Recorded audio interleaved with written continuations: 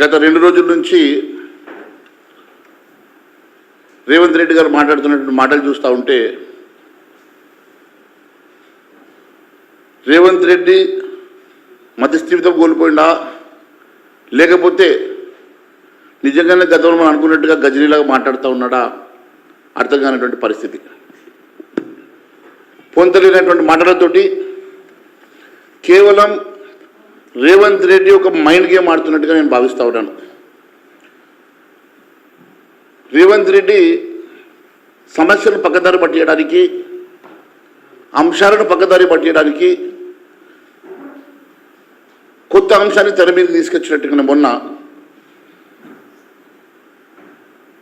అసలు అంశాలను పక్కతో పట్టించేసి కాళేశ్వరాన్ని పక్క పట్టించడానికి ఏదైతే ఫోన్ ట్యాపింగ్ మొన్నటి వరకు ముందుకు తీసుకొచ్చిండో ఇప్పుడు ఫోన్ ట్యాపింగ్ని పక్కన పెట్టేసి కొత్త అంశాలను తెర మీద తీసుకొస్తున్నాడు.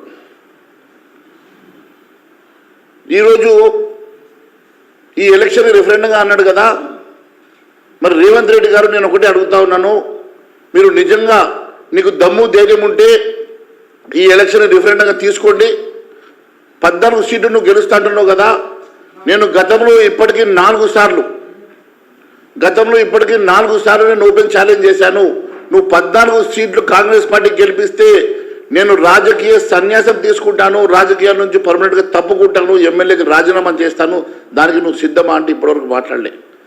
మొన్ననే నేను బహిరంగ లేఖ కూడా ముఖ్యమంత్రి గారికి 22వ తారీఖు రోజు నేను పంపించడం జరిగింది.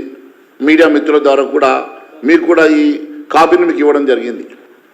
దీంట్లో కూడా చాలా స్పష్టంగా మీ మేనిఫెస్టోలో కానీ మీరు కానీ గతంలో ఇచ్చినటువంటి హామీలను గుర్తు చేస్తూ మీరు ఇప్పటి వరకు ఎన్నిసార్లు మాట మార్చారు, ఎన్నిసార్లు డేట్లు మార్చారు గుర్తు చేస్తూ డిసెంబర్ 9వ తారీఖు కానీ 100 రోజుల గడువు కానీ తర్వాత ఇప్పుడు చెప్తున్నట్టు ఆగస్టు 15 కానీ ఈ అంశాలకు మీరు ఎప్పటికప్పుడు డేట్లు మారుస్తూ మాట మారుస్తున్నటువంటి మీరు ఇప్పటికైనా మాటకు కట్టుబడి ఉంటారా? మరి దానికి కూడా నేను ఓపెన్ ఛాలెంజ్ ఆ రోజు నేను మీ ద్వారా చేశాను. మీరు ఒకవేళ మీరు ఇచ్చిన హామీ నెరవేరుస్తే నేను రాజీనామా చేస్తే దానికి నువ్వు సిద్ధమా అని చెప్పి ఆ రోజు నేను మీ ద్వారా ప్రశ్నిస్తే కూడా ఇప్పటి వరకు సమాధానం చెప్పకుండా చాలా తెలివిగా ఈరోజు హరీష్ రావు గారితో తెర మీద తీసుకొచ్చుకున్నాడు. నేను ఒకటే అడుగుతా ఉన్నాను, ఈరోజు మీరు తెలివిగా హరీష్ రావు గారిని ఛాలెంజ్ చేసి నేను 15 ఆగస్టు లోపల రుణమాఫీ చేస్తా అన్నట్టు, దానికి హరీష్ రావు 15 ఆగస్టుకి రుణమాఫీ చేస్తే రాజీనామా చేస్తా అన్నట్లు, ఆ రాజీనామా ఒక ఫార్మాట్లో కాకుండా 1.5 పేజీల ఫార్మాట్ ఇప్పించుకొని మీరిద్దరూ ఆడుతున్నటువంటి డ్రామా, దీని వెనుక ఉన్నటువంటి చీకటి కోణం ఏందని అడుగుతున్నా. నిజంగా కూడా మీరు గతంలో చెప్పినట్టు 26 మంది బీఆర్ఎస్ నుంచి నా వైపు వస్తున్నారని చెప్పిండు కదా, దానికి నాయకత్వం వహిస్తున్నటువంటి వ్యక్తి ఈయననేనా అని అనుమానం వస్తున్నది. హరీష్ రావేనా మీకు బీఆర్ఎస్ నుంచి వచ్చే షిండే అని అర్థం ఇప్పుడు అర్థమవుతున్నది. హరీష్ రావుకు డీకు మధ్యలో ఉన్నటువంటి చీకటి ఒప్పందం వల్లనే ఈరోజు మీరు కొత్తగా నువ్వు హరీష్ రావు కలిసి ఒక నాటకం ఆడుతూ నువ్వు రాజీనామా 15వ తారీఖు లోపల రాజీనామా చేస్తా నువ్వు అనడం, ఆయన ఛాలెంజ్ అనడం. అయ్యా, నువ్వు ఇస్తావన్నటువంటి హామీలు గత ఎన్నికలకు సంబంధించినటువంటి హామీలు, నువ్వు ఇస్తామన్నటువంటి హామీలు గత ఎన్నికల్లో మీ మేనిఫెస్టో ద్వారా చెప్పినటువంటి హామీలు, దాంట్లో రుణమాఫీ ఒకటే లేదు కదా. మరి రుణమాఫీ గురించి మీరు ఈ రకంగా మీరు ఒకవేళ ఛాలెంజ్లు తీసుకోవాల్సిన అవసరం ఏమున్నదని అడుగుతున్నాం.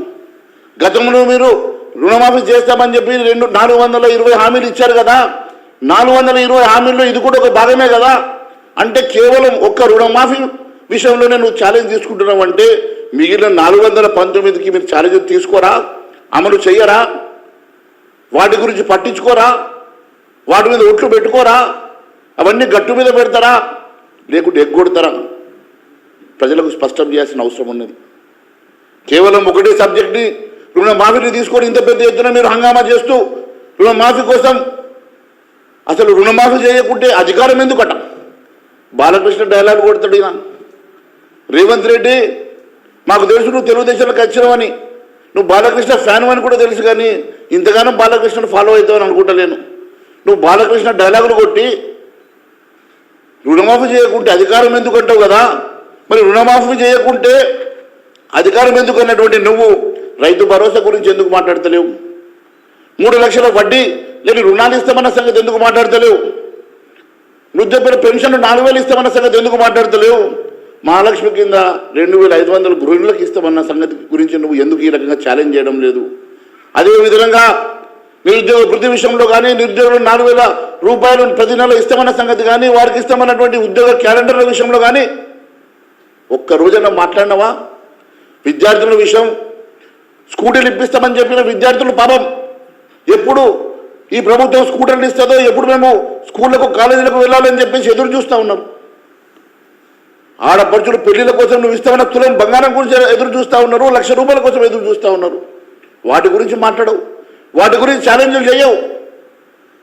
మరి ఈ హామీలు నెరవేర్చకుంటే మరి ప్రభుత్వం దేనికోసం అని చెప్పి నీకు ఆలోచన వస్తలేదా రేవంత్ రెడ్డి? కేవలం 2 లక్షల రుణమాఫీ కోసమే ఛాలెంజ్లా?